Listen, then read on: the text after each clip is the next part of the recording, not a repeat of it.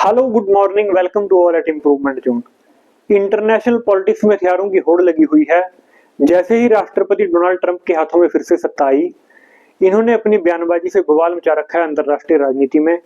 कभी यूक्रेन के president Zelensky को धमका रहे हैं, तो कभी नेटो से पल्ला झाड़ने की बातें कर रहे हैं। ये वही नेटो है जिसकी स्थापना उस समय के खुद अमेरिकी राष्ट्रपति हेनरी ट्रूमैन के द्वारा की गई थी। आज वही अमेरिका नेटो से अलग होने की धमकियां दे रहा है। तो चलिए जानते हैं क्या है नेटो। नेटो जिसका पूरा नाम है नॉर्थ अटलांटिक ट्रीटी ऑर्गेनाइजेशन, जो कि एक इंटरनेशनल ऑर्गेनाइजेशन है, अपनी मेंबर्स को सिक्योरिटी प्रोवाइड करता है। कुछ यूरोपियन कंट्रीज, कनाडा और यूएसए के द्वारा मिलकर एक ऑर्गेनाइजेशन बनाया गया जिसको नाम दिया गया नेटो। नेटो की एस्टेब्लिशमेंट होती है 4 अप्रैल 1949 को। ड्यूरिंग एस्टेब्लिशमेंट टोटल 12 मेंबर्स थे। अभी यदि करंट की बात की जाए तो टोटल 32 नेटो के मेंबर हैं, जिनमें लेटेस्ट एंट्री हुई है फिनलैंड की और स्वीडन की। फिनलैंड की ज्वाइनिंग होती है 4 अप्रैल 2023 को। स्वीडन की एंट्री हुई 7 मार्च 2024 को। नेटो का हेडक्वार्टर है, एक कंट्री है बेल्जियम। बेल्जियम के अंदर एक सिटी है जिसका नाम है ब्रुसेल्स। ब्रुसेल्स के अंदर नेटो का हेडक्वार्टर है।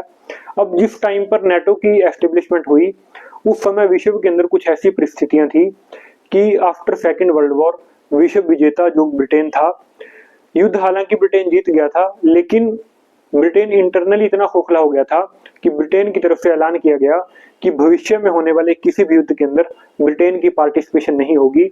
अब इंटरनली जो उनका इतना नुकसान हुआ है उसकी भरपाई की जाएगी और अपनी डेवलपमेंट पर ध्यान दिया जाएगा।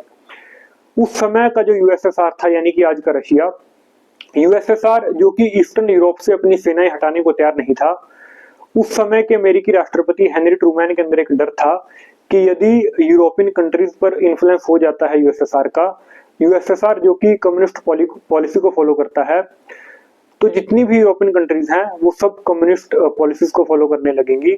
यूएसए की जो कैपिटलिज्म की थ्योरी है वो वीक पड़ने लगेगी इंटरनेशनल लेवल पर। इसी वजह से हेनरी ट्रूमैन के द्वारा यूरोपियन कंट्रीज को एश्योरेंस दी गई कि आपकी सुरक्षा का भार हम संभालेंगे, और उनके साथ मिलकर एक ऑर्गेनाइजेशन बनाया जिसको नाम दिया गया नेटो। अब जब नेटो की एस्टेब्लिशमेंट हुई तो उस समय एक ट्रीटी हुई कि सभी देश, यानी कि जो सदस्य देश हैं नेटो के, अपनी जीडीपी का 2% खर्चा करेंगे नेटो के डिफेंस पर। जिस तरह हमारा कॉन्स्टिट्यूशन है, इसी तरह नेटो के आर्टिकल 5 में कमिटमेंट की बात की गई है, जो कि बेस्ड है कलेक्टिव डिफेंस मैकेनिज्म पर। इसका सीधा सा मतलब है कि भविष्य में किसी भी देश के द्वारा इन 32 देशों में से किसी भी कंट्री पर अटैक किया जाता है तो 32 के 32 देश युद्ध के मैदान में उतर जाएंगे। हालांकि इसकी इन्वोक एक ही बार हुई है 2001 के अंदर, जब अमेरिका के द्वारा अफगानिस्तान पर इन्वेड किया गया। अब ऐसा भी नहीं है कि सिर्फ अमेरिका ही एकमात्र शक्तिशाली देश है नेटो का। कुछ और पावरफुल कंट्रीज हैं जैसे कि ब्रिटेन, फ्रांस और जर्मनी। अभी करंट में प्रॉब्लम ये हुई कि 2024 का जो बजट आया था नेटो का 1185 बिलियन यूएस डॉलर का, इस बजट का 70-80% खर्चा अराउंड 755 बिलियन डॉलर यूएसए की तरफ से किया गया। बाकी बचा हुआ खर्चा सभी यूरोप कंट्रीज और कनाडा की तरफ से किया गया। ऐसे में यूएसए की तरफ से स्टेटमेंट दिया गया है कि एक तो हम आपकी हिफाजत कर रहे हैं, और दूसरा तुम्हारे 70-80% खर्चे की मार हमारी अर्थव्यवस्था पर पड़ रही है, जो कि सही नहीं है। अब यदि रशिया किसी भी नेटो कंट्री पर भविष्य में अटैक करता है तो हम इसकी रिस्पॉन्सिबिलिटी नहीं लेंगे और हम नेटो को छोड़ देंगे। अब यदि नेटो की सिक्योरिटी फोर्सेस की बात की जाए तो अराउंड 1 लाख सैनिक नेटो की सिक्योरिटी फोर्सेस में सिर्फ अमेरिका से ही हैं, जो कि नेटो के air defence, deep fire capabilities और ग्राउंड मिलिट्री एक्सरसाइज को मजबूत करने का काम करते हैं। इन सभी जो सिक्योरिटी फोर्सेस का एक कमांडर होता है वो भी यूएसए से है। ऐसे में यूएसए की तरफ से ये भी बयान दिया गया कि हम हमारी तरफ से कमांडर की भी पोस्ट हटा लेंगे। बार बार रशिया के द्वारा धमकियां दी गई नेटो कंट्रीज को। प्रॉब्लम ये थी कि यूक्रेन, जिसके साथ विवाद चला हुआ है रशिया का, जो कि नेटो का मेंबर बनना चाहता था, यूक्रेन को पता था कि यदि रशिया का अटैक हुआ यूक्रेन पर तो सभी 32 देश उसका साथ देंगे। इसी वजह से बार बार रशिया के द्वारा धमकियां दी गई नेटो कंट्रीज को कि यदि तुमने यूक्रेन का साथ दिया तो पूरी तरह से ध्वस्त कर दिए जाओगे। इसी वजह से आज अमेरिका अपना पल्ला झाड़ने पर लगा है। 1950 से लेकर 1990 के दशक के बीच में कोल्ड वॉर चलता रहा यूएसएसआर और यूएसए के बीच में। उस समय न्यूक्लियर वेपन्स की ऐसी रेस लगी जिसकी संख्या आज रशिया के खाते में 6000 से अधिक हो चुकी है। इनका सीधा सा मकसद था कि भविष्य में यदि किसी भी तरह का युद्ध हुआ तो पूरे विश्व को विध्वंस करने के लिए कम से कम 5 से 6000 वेपन्स की जरूरत है। अब आप सोचते होंगे कि एटम बॉम्ब एक ही काफी होता है, ऐसा नहीं है। 1945 के अंदर जब जापान के नागासाकी और हिरोशिमा पर अटैक किया गया बाय द यूएसए, उस समय पर सिर्फ 2 ही एटम बॉम्ब का यूज किया गया था।